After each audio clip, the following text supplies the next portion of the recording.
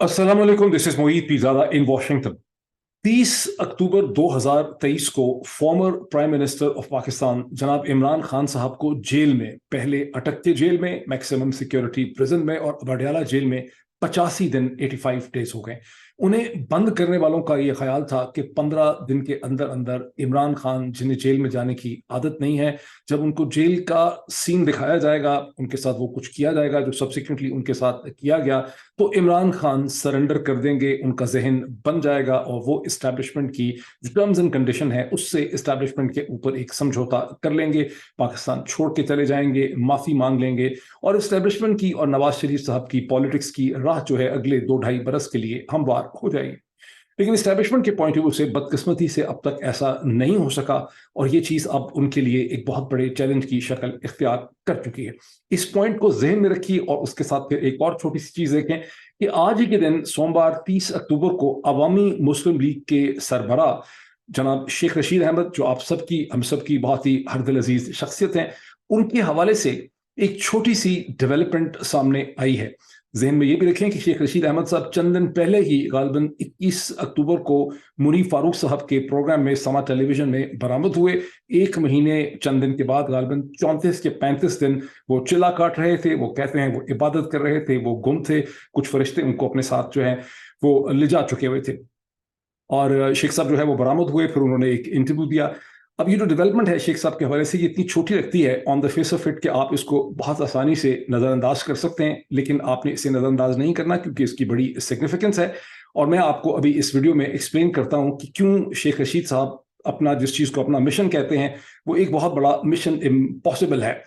लेकिन सबसे पहले मैं आपसे रिक्वेस्ट करूंगा कि अगर आपने अभी तक इस YouTube चैनल को सब्सक्राइब नहीं किया तो इसे सब्सक्राइब भी करें, इसके बेल आइकन के ऊपर क्लिक करें, इसे लाइक करें, इसके ऊपर अपने कमेंट्स करें। इसकी वजूहात मैं आपको पहले एक्सप्लेन कर चुका हूं, वो आप देख भी रहे होंगे अगर आप इंटेलिजेंटली खुद से डॉट कनेक्टिंग करेंगे कि इस वक्त पाकिस्तान में किस तरह से यूट्यूब के एल्गोरिदम के अंदर सोफिस्टिकेटेड तरीके से इंटरफेयर किया जा रहा है। बहरहाल, let's move to Sheikh Rashid साहब। 30 अक्टूबर 2023 को लाहौर हाई कोर्ट के रावलपिंडी बेंच ने एक छोटा सा फैसला किया जो तमाम अखबारात में छपा तो है और उसे आप बहुत आसानी से नजरअंदाज कर सकते हैं। गालिबन की 2 मेंबर बेंच था Rawalpindi bench Lahore high court का, जिससे शेख रशीद अहमद साहब के भाई साहब और उनके वकला की जो पिटिशन है लाल हवेली को डीसील करने के हवाले से, उसे एक्सेप्ट कर लिया। और जो एवैक्यूई ट्रस्ट प्राइवेट बोर्ड है, पब्लिक बोर्ड है, ये प्राइवेट बोर्ड है, एवैक्यूई ट्रस्ट पब्लिक बोर्ड है, उसको ये हुक्म दिया है कि लाल हवेली को वक्ती तौर पे डीसील कर दिया जाए। अब ये जब भी शेख रशीद अहमद साहब के ऊपर किसी हुकूमत या इस्टेब्लिशमेंट, शेख रशीद साहब पे इस्टेब्लिशमेंट तो दर हकीकत पहले ही दफा दबाव डाल रही है, इससे पहले अमूमन उन पे नवाज शरीफ साहब की हुकूमत का अताब नाजिल हुआ करता था। लेकिन अब पाकिस्तान की बदलती हुई सियासत में नवाज शरीफ साहब और पाकिस्तान की इस्टेब्लिशमेंट जो है वो एक हो चुके हैं। पता नहीं कितनी देर तक ये ट्रेनें इकट्ठी चलेंगी, लेकिन इस वक्त ये दोनों एक हैं। तो जनवरी 2023 के अंदर भी लाल हवेली, अच्छा लाल हवेली कई दफा सील हुई है, कई दफा डीसील होती है, कई दफा बंद हो जाती है, शेख रशीद साहब अदालतों में जाते हैं, पिटिशंस करते रहते हैं, लेकिन जनवरी 2023 में भी लाल हवेली सील हुई थी, फिर शायद दोबारा डीसील हो गई थी। बहरहाल 21 सितंबर 2023 को जब शेख रशीद साहब के गुम होने के 4 दिन के बाद भी लाल हवेली दोबारा सील हो गई। अब लाहौर हाई कोर्ट के रावलपिंडी बेंच ने कहा है कि लाहौर की ये जो लाल हवेली है इसे डीसील कर दे रहा है। लाल हवेली जो है वो शेख रशीद साहब की जिंदगी में इतनी अहमियत क्यों रखती है, ये थोड़ा सा एक्सप्लेन करना जरूरी है ताकि आप समझ सकें कि शेख रशीद साहब की अपनी शनाख्त, अपनी आइडेंटिटी, उनकी जो एक इमोशनल लाइफ है उसके अंदर लाल हवेली की इतनी अहमियत क्यों है।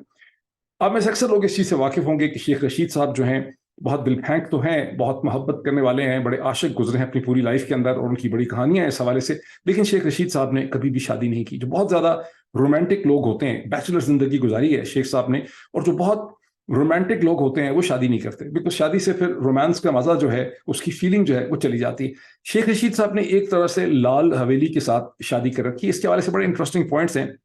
कि लाल हवेली क्या चीज़ है। एक बहुत हिंदू सरमायादार मालदार शख्सियत थे कुछ 100 बरस पहले, 19वीं सदी के आखिर में,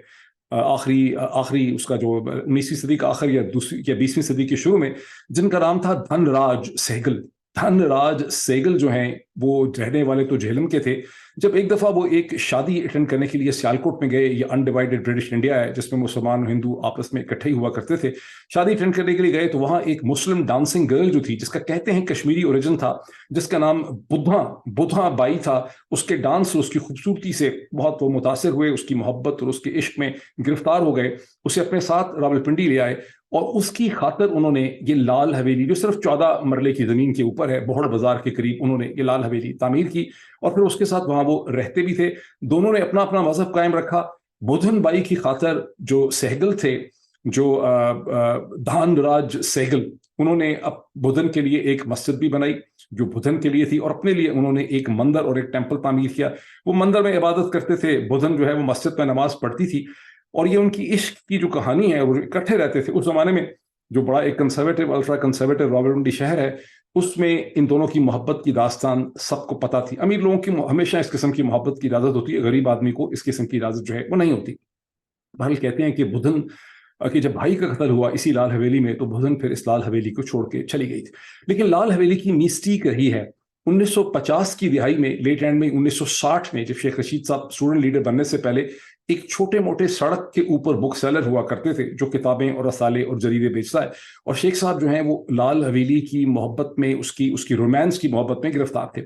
और उसके बाद उन्होंने कोई उसकी एक अवैक्वी प्रॉपर्टी ट्रस्ट के साथ 5 परले का उसका ऊपर का कोई हिस्सा जो है वो खरीदा है। उसके बाद से शेख साहब ने बाय एंड लार्ज इसकी पूरी हवेली पे अपना कब्जा रखा है। जब भी हुकूमत को उन्हें तंग करना होता है, ये इशू उठ जाता है कि शेख रशीद साहब का जो लीगल असल में कस्टडी है, या जो लीगल परचेज उन्होंने की थी, वो तो सिर्फ 4 या 5 मरले की थी, लेकिन 14 मरले की बाकी प्रॉपर्टी जिसे उन्होंने अवामी मुस्लिम लीग के ऑफिस में और अपने लोगों को रखा हुआ है, ये उनकी बनती नहीं है। फिर जब मामला ठीक हो जाते हैं तो शेख साहब को ये हवेली जो है वापस मिल जाती है। फिर जब दोबारा मामला खराब होते हैं तो शेख साहब से हवेली जो है वो दोबारा ले ली जाती है। तो शेख साहब के ये हवेली जो है, ये शेख साहब की मोहब्बत है, ये उनकी एक तरह से अनडिक्लेयर्ड वाइफ है।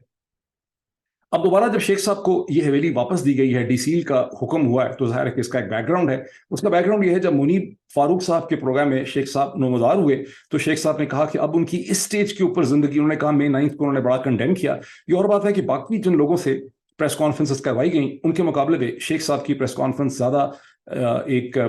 ज्यादा सोबर किस्म की प्रेस कॉन्फ्रेंस थी, ज्यादा बहुतात प्रेस कॉन्फ्रेंस थी। उन्होंने उस तरह से चीजें नहीं कहीं जिस तरह से बाकी सब लोगों ने कहीं, और शायद ये मंशा भी थी, बिकॉज अब जो मैं आपको एक्सप्लेन कर रहा हूँ आप समझ सकेंगे कि शेख साहब की प्रेस कॉन्फ्रेंस में और सदाकत अली अब्बासी या फारूक हबीब जो है उसकी प्रेस कॉन्फ्रेंस में क्यों फर्क था। बिकॉज हर एक का जो मिशन और एजेंडा है वो डिफरेंट तरीके से सेट किया गया है, हर एक से डिफरेंट किस्म की एक्सपेक्टेशंस हैं। शेख साहब ने यह कहा कि May 9 में जो कुछ भी हुआ बहुत गलत हुआ, हमारी गलती यही थी कि हमने जनरल आसिम मुनीर की अपॉइंटमेंट को रोकने की कोशिश की, उनके साथ हमने मैस किया, उन्होंने हमें नाराज कर दिया। बुनियादी तौर पर जो कुछ इस्टेब्लिशमेंट के बड़े स्टेज के ऊपर या उनके हैंडलर्स, ये फरिश्ते जो उनसे चिल्ला करवा रहे थे, वो सुनना चाहते थे, वो शेख साहब ने बहुत ही पोलाइटली अच्छे तरीके से एक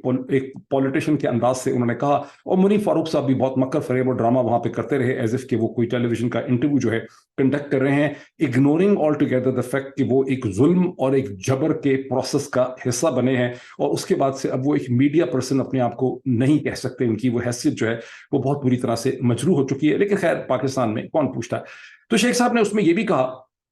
कि मेरी जिंदगी का मिशन ये है कि May 9 के जो लोग हैं, जितने भी लोगों के ऊपर May 9 का इल्ज़ाम है, उनके चार्जेस हैं, जिनकी ज़िंदगियां उसमें ख़राब हो गई हैं, मैं उन तमाम नौजवानों के लिए इंसाफ चाहता हूं। मैं उनके लिए एक आम, जिसको जनरल एमनेस्टी, आम माफ़ी चाहता हूं, including Imran Khan. Now it's very interesting statement, including Imran Khan. अब से चंद दिन पहले, आज तो 30 अक्टूबर थी, 25 अक्टूबर को पाकिस्तान के बहुत ही प्रोमिनेंट इन्वेस्टिगेटिव जर्नलिस्ट हैं, जो चीफ एडिटर इन्वेस्टिगेशंस भी हैं दी न्यूज़ अखबार के, मीर शकील रहमान साहब का ग्रुप है, अंसार अब्बासी साहब, हम सब के बड़े मेहरबान हैं, जानने वाले हैं, बहुत हमारे दोस्तों ताल्लुक वाले हैं। लेकिन आजकल लोग आमतौर पर यही समझते हैं कि जब वो एक कॉलम लिखते हैं अपनी इन्वेस्टिगेटिव स्टोरी का, तो उनके सोर्सेज अक्सर इस्टेब्लिशमेंट के होते हैं, और उनका कॉलम जो है वो पाकिस्तान की इस्टेब्लिशमेंट के पर्सपेक्टिव या पॉइंट ऑफ व्यू को लेकर दुनिया के सामने आता है। पाकिस्तान के इस्टेब्लिशमेंट की इस वक्त एक बहुत बड़ी जो मजबूरी है या चैलेंज है, वो ये कि उन्हें ऐसी क्रेडिबल तहरीर चाहिए, नाम चाहिए, फेसेस चाहिए, जिनका आवाम का, जिनके ऊपर कुछ ना कुछ किसी तबका फ़िक्र का एक ट्रस्ट लेवल हो। तो अंसार अब्बासी साहब ने 25 अक्टूबर को शेख रशीद साहब के हवाले से एक कॉलम लिखा, जो मैंने स्क्रीन शेयरिंग अनफॉर्चुनेटली नहीं कर सकता, लेकिन अगर आप अंसार अब्बासी और द न्यूज़ लिखेंगे तो आपको उनके कॉलम मिल जाएंगे। ये उनका सेकंड लास्ट कॉलम है जो उन्होंने 25 अक्टूबर को लिखा, जिसमें उन्होंने ये कहा, उन्होंने क्लेम किया with sources and with his own understanding کہ شیخ رشید صاحب کو ایک بہت مشکل قسم کا مشن دیا گیا ہے، اور شیخ صاحب کا مشن یہ ہے کہ تحریک انصاف سے اور عمران خان جو ہیں انہیں مئی 9 کے ایونٹس کے اوپر نادم کیا جائے، بیکاز انہوں نے آرگومنٹ کچھ اس طرح سے اسٹیج کیا کہ شیخ صاحب جس معافی کی بات کرتے ہیں وہ معافی کیسے ہو سکتی ہے جب تک کہ مئی 9 کے ایونٹس جو ہیں اس پہ ریگریٹ نہیں کیا جائے گا، اس کی ذمہ داری قبول نہیں کی جائے گی. اور اس میں انہوں نے اس کی بہت سی ایگزامپل اور ایویڈنسز دی کہ کیسے کور کمانڈر کی جو کانفرنس ہوئی اس میں آرمی چیف نے کیا کہا، فلاں جگہ پہ آرمی چیف نے اس کے حوالے سے کیا کہا. تو انہوں نے پورا اس کا ایک تھیسس جو ہے وہ پریزنٹ کیا. سنس دین ایک سے زیادہ جو کامنٹیٹر ہے وہ شیخ صاحب کے اس مشن امپاسبل کی تعریف کر چکے ہیں، اور یہ بھی بعض لوگوں نے کہا ہے کہ پی ٹی آئی کو اور عمران خان کو الٹیمیٹلی اسٹیبلشمنٹ کے ساتھ مفاہمت کرنی چاہیے، بیکاز دشمن جو ہیں وہ یہ چاہتے ہیں، جو پی ٹی آئی کے دشمن ہیں وہ یہ چاہتے ہیں کہ تحریک انصاف اور عمران اور اسٹیبلشمنٹ کے درمیان میں بدگمانیاں رہیں، مس انڈرسٹینڈنگز رہیں. میں اس سپرفیشل انالیسس میں نہیں جاتا، بیکاز میرے حساب سے یہ بہت ہی سطحی قسم کا کامنٹ ہے، لیکن لوگ ایسے کامنٹ کرتے ہیں، اس لیے میں نے اس کا ذکر کر دیا. باٹم لائن یہ ہے، ساری ڈاٹ کنیکٹنگ کریں تو شیخ رشید احمد صاحب کو جو مشن دیا گیا ہے وہ یہ کہ کسی طرح سے انہوں نے تحریک انصاف اور عمران خان کو اس نہج کے اوپر لانا ہے جہاں مئی 9 کے ایونٹس کی وہ ذمہ داری قبول کر سکیں. اب یہ ایک بڑا، اسی کو میں کہتا ہوں یہ مشن امپاسبل ہے. یہ ایک بہت ہی اس کی اگر آپ انٹرپریٹیشن کریں تو یہ ایک بالکل ناممکنات قسم کی چیز ہے. اسٹیبلشمنٹ کے جو بڑے ہیں، اور ظاہر ہے یہ پوری فوج نہیں ہے، جب بھی کوئی پلان بنایا جاتا ہے تو اس کو چند لوگ ہی، جس کو کہتے ہیں جس کو اقدام ہوتی ہے، جس کو کہتے ہیں کہ جس کو ضرورت ہوتی ہے، چند لوگ ہی ایسے ہوتے ہیں جنہیں ایک پلان کی انٹریکیسیز کا اور اس کے اندر کے معاملات کا علم ہوتا ہے، جو انہوں نے ایکسیکیوٹ اس کو کرنا ہوتا ہے. تو اسٹیبلشمنٹ کے جو بڑے ڈیسیجن میکرز ہیں وہ اچھی طرح سے اس چیز سے واقف ہیں کہ مئی 9 جو ہے وہ عمران خان کا اسکرپٹ نہیں تھا، مئی 9 پاکستان کی اسٹیبلشمنٹ کے ڈیسیجن میکرز کا اسکرپٹ تھا. عمران خان اور تحریک انصاف کے اندر ایسے ضرور ڈسکشنز ہوئی ہوں گی، اور یہ اس کے لیے کوئی انٹیلیجنس کی ضرورت نہیں ہے. یہ سمجھ آتی ہے جب 3 نومبر 2022 کو بھی عمران خان پہ قاتلانہ حملہ ہوا تھا تو مور اور لیس جو پروٹیسٹرز تھے وہ جی ایچ کیو کے گیٹ کے اوپر بھی پہنچے تھے، لیکن بہت جلدی جب عمران خان کا میسج آ گیا میں ٹھیک ہوں ہاسپٹل میں آپریشن سے پہلے، اور وہ کور کمانڈر کے گھر کے باہر بھی پہنچے تھے، اور وہ اور ملٹری بیسکس کے سامنے بھی چھوٹی چھوٹی ٹولیوں میں مظاہرہ کرنے کے لیے سڑکوں پہ اسپونٹینیسلی نکلے تھے، لیکن پھر وہ بعد میں وڈرا کر گئے تھے. اور دنیا کی جو ہر انٹیلیجنس ایجنسی ہوتی ہے اس کی تمام جو بھی اینٹیز جن کے ساتھ اسے ڈیل کرنا ہوتا ہے، پولیٹیکل اینٹیز ہوں یا نان پولیٹیکل اینٹیز ہوں، ان کے اندر اس کی ایک پینیٹریشن ہوتی ہے اور اس کو اندر کے معاملات کی خبر ہوتی. فار انسٹنس میں آپ کو ایک ایگزامپل دیتا ہوں جس سے سمجھنا بہت آسان ہو جائے گا. ابھی آپ دیکھ رہے ہیں کہ غازہ کے اوپر اسرائیلی ایئر فورس اور اسرائیلی فوج جو حملے کر رہی ہے وہ بہت حد تک انٹیلیجنس ڈریون ہے، اور اسرائیلی فوج کو بہت حد تک یہ پتہ بھی ہے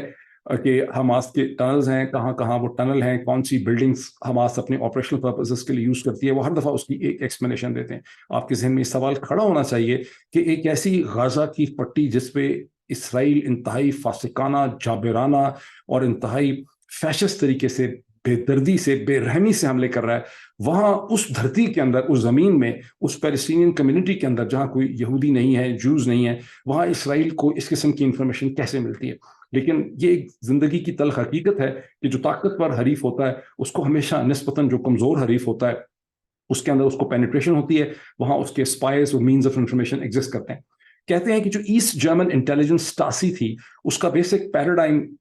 اور تھیسس یہ تھا کہ جہاں کہیں بھی 7 ایسٹ جرمن کسی بھی کمرے میں دنیا میں کہیں پر بھی ہوں گے، ان میں سے ایک اسٹاسی کا ایجنٹ ہوگا. کہتے ہیں کہ پاکستان کی انٹیلیجنس کمیونٹی کا بھی رول ہے کہ جہاں کہیں 10 پاکستانی ہوں گے، خواہ وہ امریکہ کے کسی کمرے میں ہوں، کسی کانفرنس ہال یا سیمینار میں ہوں، یا برطانیہ میں ہوں، یا برسلز کے اندر ہوں، یا پاکستان کے کسی شہر میں ہوں، ان میں سے کم از کم ایک جو ہے وہ پاکستانی انٹیلیجنس نیٹ ورک کے لیے کام کرتا ہے. جب وہ وہاں سے باہر نکلتا ہے، اکثر یہ ایک سے زیادہ ہوتے ہیں، تو پھر وہ فوری طور پہ فون کرتا ہے یا اس کو فون کیا جاتا ہے اور وہ بتاتا ہے کہ جس جگہ پہ وہ تھا یہ میٹنگ کس نے آرگنائز کی تھی، وہاں کون کون موجود تھا، کس نے کیا کہا. تو پاکستان کی انٹیلیجنس کو اور اسٹیبلشمنٹ کو اچھی طرح سے پتا تھا کہ تحریک انصاف کے ذہن میں ایک منصوبہ اور ایک پلان ایگزسٹ کرتا ہے کہ اگر عمران خان کو گرفتار کیا گیا یا انہیں کچھ کیا گیا تو وہ مظاہرے کرنے کے لیے نکلیں گے، پبلک پروٹیسٹ کریں گے، اور کس کس ڈائریکشن میں وہ جا سکتے ہیں. یہ کوئی بالکل کامن سینس کی بھی ویسے بات ہے، یہ کوئی بہت اس کو سمجھنا مشکل نہیں ہے، اس میں کوئی بہت سیکرٹ نہیں ہے.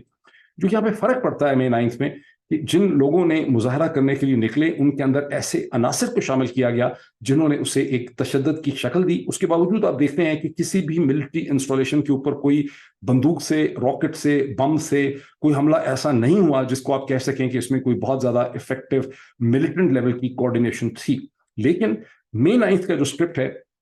اس کے ذریعے تحریک انصاف کو اور پاکستان کے جو لوگ ہیں ان کا کہتے ہیں، آپ کہہ سکتے ہیں کہ تحریک انصاف کا جو آپریشنل ڈنگ نکال دیا گیا. یعنی اگر خطرہ تھا کہ چند ہفتوں کے بعد کہیں ایسی صورتحال ڈیولپ کر جائے کہ تحریک انصاف کے لوگ لاکھوں کی تعداد میں لاہور، کراچی، اسلام آباد، پنڈی، فیصل آباد، ملتان، شیخو پورہ، ڈفرینٹ جگہوں پہ، پشاور میں سڑکوں پہ نکل آئیں اور ایک میس پروٹیسٹ کی شکل اختیار ہو جائے جیسی ایجپٹ میں مسلم بردرہڈ نے کی تھی، اور اس کو ہینڈل کرنا پاکستان کے مخصوص سیاسی حالات میں مشکل ہو جائے، تو آپ نے پہلے ہی ایک ایسا آپریشنل اسکرپٹڈ چیز ڈیولپ کر دی، واقعہ کر دیا، ایک ایونٹ کر دیا جس کے نتیجے میں آپ نے اس کیپیسٹی کو چیلنج کر دیا، اس ڈنگ کو آپ نے نکال دیا، اسے آپ نے ڈسفنکشنل کر دیا، اور اس کے ساتھ ہی آپ نے پاکستان کی سول لبرٹیز کو سسپینڈ کر دیا، میڈیا کی تمام آزادیاں آپ نے سلب کر دیں، لوگوں کو آپ نے ڈرا دیا، جوڈیشری کو آپ نے ڈیفینسو پہ ڈال دیا، میڈیا کو ڈیفینسو پہ ڈال دیا، اور for all practical purposes Pakistan میں ایک انڈکلیئرڈ مارشل لا لگا دیا گیا. ہمیں انٹلیکچولی اسپیکنگ اس پہ یا کوگنیٹیولی اسپیکنگ ہمیں اس میں کوئی شرم نہیں ہونی چاہیے کہتے ہوئے کہ پاکستان میں جو اس وقت صورتحال ہے وہ در حقیقت ایک انڈکلیئرڈ مارشل ہے. اب انڈر دی سرکمسٹانسز جو اسٹیبلشمنٹ کے بڑے ہیں وہ یہ چاہتے ہیں کہ جو اسکرپٹ ان کا ہے اس کی ذمہ داری عمران خان اور عمران خان کے قریب کے لوگ لے لیں. آپ نے دیکھا کہ جتنی بھی پریس کانفرنسز اور ٹیلی ویژن پروگرام کروائے گئے ہیں اس کے اندر یہی حکمت عملی، یہی ضرورت اور یہی ریکوائرمنٹ آپ کو لگتی ہے. اب شیخ رشید احمد صاحب جو ہیں وہ بھی ایک پولائٹ طریقے سے، سوفیسٹیکیٹڈ طریقے سے اسی اسٹریٹجی کا حصہ ہیں، اور اسی کو میں مشن امپاسبل کہتا ہوں، بیکاز عمران خان پہلے ہی ریگریٹ کر چکے ہیں کہ مئی 9 کو جو کچھ ہوا وہ غلط ہوا، وہ نہیں ہونا چاہیے تھا، لیکن وہ اس کی ذمہ داری لینے کے لیے تیار نہیں ہے. جس طرح سے آپ نے دیکھا کہ حماس نے جو کچھ کیا، جتنے بھی عرب responsible heads of the states ہیں اور جتنے رشیا کے اسپوکس پرسن ہیں، چین کے اسپوکس پرسنز ہیں، جو لوگ وہ سب یہ مانتے ہیں کہ 7 اکتوبر 2023 کو اسرائیل کے اندر حماس نے جو حملہ کیا وہ نہیں ہونا چاہیے تھا، وہ ایک ان ایکسیپٹیبل چیز ہے. لیکن اس کے باوجود وہ کسی پبلک فورم پہ آفیشلی طور پہ حماس کو ایک دہشت گرد آرگنائزیشن قرار دینے کے لیے تیار نہیں ہے، ایون سعودیز یہ کہنے کے لیے تیار نہیں ہے. اس کی وجہ یہ ہے کہ یہ نیریٹو جو ہے یہ بہت امپورٹنٹ ہے in terms of subsequently engaging each side. اگر آپ شروع سے دوسری سائڈ کے موقف کو مان لیتے ہیں تو آپ کے پاس نیگوشیٹ کرنے کے لیے کوئی پلانک، کوئی سٹینڈ جو ہے نہیں بچتا. سو شیخ رشید صاحب کو جو مشن امپاسبل دیا گیا ہے، جس کے لیے فضا ہموار کرنے کے لیے ان کو کہا گیا ہے، اور جس کی کنسیشن کے طور پہ یہ لال حویلی ان کو ڈی سیل کر کے واپس کرنے کا فیصلہ کیا گیا ہے، یہ بہت ایک مشکل مرحلہ ہے. میری انٹرپریٹیشن یہ ہے کہ یہ بڑا ایک مشن امپاسبل ہے. اب آپ کے ذہن میں یہ بھی سوال پیدا ہو سکتا ہے کہ ہو سکتا ہے یہ تو عدالت کا فیصلہ ایک سٹینڈ الون ہے، خود سے ہی ہو گیا ہو. جس زمانے میں میرے بڑے اچھے تعلقات ہوا کرتے تھے ونس اپون اے ٹائم، تو ایک انٹیلیجنس کے بڑے سینئر افسر جو ہیں انہوں نے مجھے بتایا کہ جب انہوں نے لینگلے کو جو CIA کا ہیڈ کوارٹرز ہے اسے وزٹ کیا تو وہاں پر پرابلی بلڈنگ کے باہر یا کسی دیوار کے اوپر لکھا تھا کہ نتھنگ ہیپنز بائی کوانسیڈنس، یعنی کوئی بھی چیز محض اتفاقیہ نہیں ہوتی. اور پاکستان کی عدالتوں کی جو صورتحال ہے اس میں تو آپ اچھی طرح سے سمجھ سکتے ہیں کہ 30 اکتوبر 2023 کو جب اچانک لال حویلی کی desealing Lahore high court کا راولپنڈی بینچ آرڈر کرتا ہے تو یہ محض کوئی ڈسکنیکٹڈ آئسولیٹڈ ایونٹ نہیں ہے، بلکہ یہ ایک اوور آل تھنکنگ اور اسٹریٹجی اور ایک ڈیل کا حصہ ہے. سر ایک دو پوائنٹس اور ایکسپلین کر دوں. شیخ رشید احمد صاحب کو جو مشن امپاسبل دیا گیا ہے اور جو ایک بہت ہی ڈیفیکلٹ قسم کی ریکوائرمنٹ ہے پاکستانی اسٹیبلشمنٹ کی کہ عمران خان اور تحریک انصاف مکمل طور پہ ذمہ داری قبول کر لیں،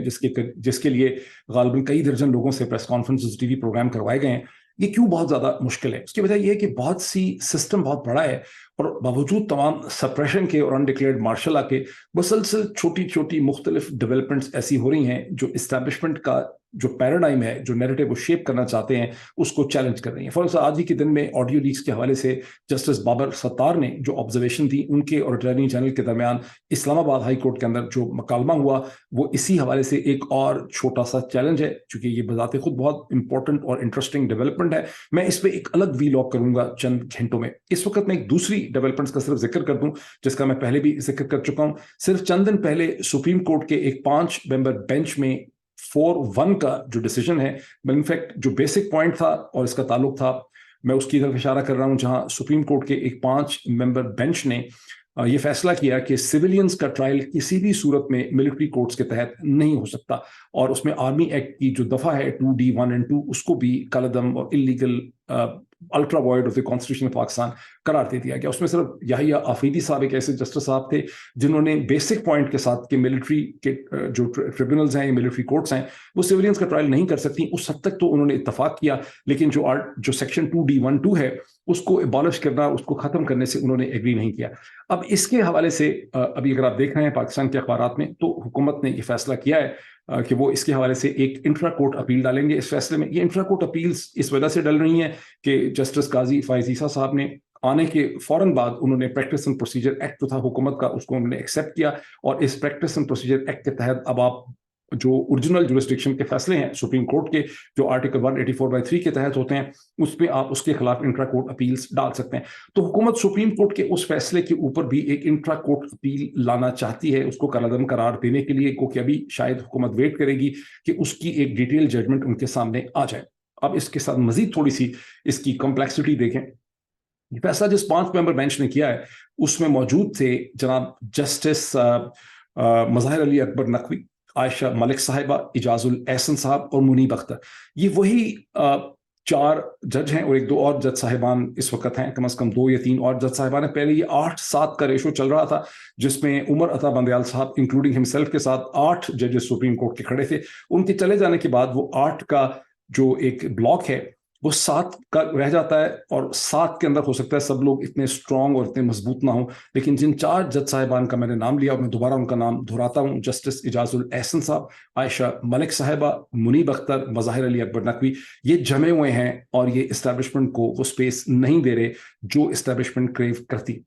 اسی لیے جسٹس مظاہر علی اکبر نقوی کو، جن کے خلاف پی ایم ایل نے پہلے ایک کیس بنایا ہوا ہے آڈیو لیکس کے حوالے سے اور چیزوں کے حوالے سے، وہاں انہیں ٹارگٹ کیا جا رہا ہے، اور کچھ باہر پاکستان بار کونسل کی مدد سے، اور کچھ اسے کہتے ہیں سپریم کورٹ کے اندر سے قاضی فائز عیسیٰ صاحب کا جو گروپ ہے، جس میں قاضی فائز عیسیٰ صاحب اور جسٹس آنریبل جسٹس سردار طارق مسعود صاحب بہت ایکٹیو ہیں، ان دونوں کی مدد سے کوشش یہ کی جا رہی ہے کہ ایسا ماحول پیدا کر دیا جائے، ایک ایسا پریشر بلڈ اپ کیا جائے کہ جسٹس مظاہر علی نقوی صاحب کو ریزائن کرنے پہ مجبور کیا جائے۔ میں نے پچھلے ویلاگ میں کہا تھا کہ انہیں ریزائن نہیں کرنا چاہیے، اور پاکستان کی بار ایسوسیشنز، وکلا تحریکوں کا بہت بڑا یہاں پر انٹیلیجنس اور انٹلیکچوئل ٹیسٹ ہے کہ وہ جسٹس مظاہر علی اکبر نقوی کے ساتھ کھڑے ہوتے ہیں یا نہیں ہوتے۔ ہو سکتا ہے جسٹس مظاہر علی نقوی صاحب کوئی فرشتے نہیں ہوں گے، لیکن یہاں مسئلہ جسٹس مظاہر علی اکبر نقوی کی ذات سے نہیں ہے، مسئلہ یہ ہے کہ سپریم کورٹ کو کنٹرول کرنے کے لیے، اس کے پاور ڈائنامکس کو کنٹرول کرنے کے لیے، اس کی تمام حیثیت کو مجروح کرنے کے لیے، اور اسے ایک انڈکلیئرڈ مارشل لا کے اندر ڈرا کے اس کا حصہ بنانے کی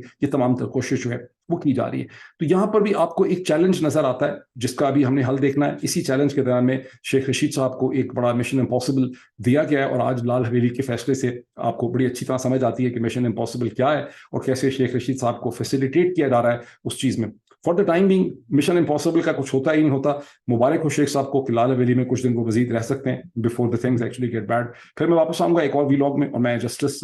بابر ستار صاحب نے جو امپورٹنٹ کوشچنز اٹھائے ہیں آڈیو لیکس کے حوالے سے، جہاں فارمر پرائم منسٹر پاکستان جناب عمران خان صاحب کی اہلیہ بشرا بیگم جو ہیں، بشرا بی بی اپنا کیس لے کر گئی ہوئی ہیں، اس کے حوالے سے بات کرتے ہیں after in a separate vlog. Thank you.